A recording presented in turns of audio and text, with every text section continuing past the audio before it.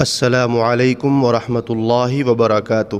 احباب گرامی، امید ہے کہ آپ خیریت سے ہوں گے۔ اللہ آپ کو ہمیشہ خوش رکھے۔ محترم سامعین، اس ویڈیو میں ہم یہ جانیں گے کہ وہ کون لوگ ہیں جن کی شعبان کی 15ویں شب میں بھی مغفرت نہیں ہوتی۔ تو چلیے دوستو شروع کرتے ہیں۔ محترم سامعین کرام، حضرت علی رضی اللہ تعالی عنہ سے ایک روایت میں منقول ہے کہ شعبان کی 15ویں شب میں عبادت کیا کرو اور دن میں روزہ رکھا کرو۔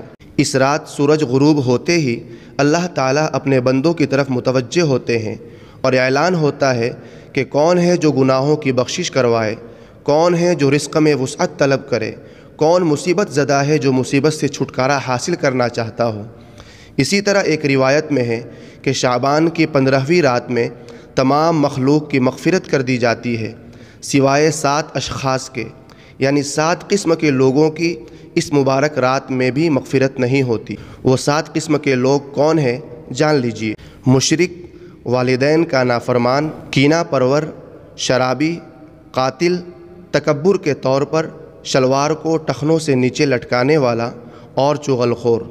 ان 7 افراد کی اس مبارک رات میں بھی مغفرت نہیں ہوتی جب تک کہ یہ اپنے جرائم سے توبہ نہ کر لے۔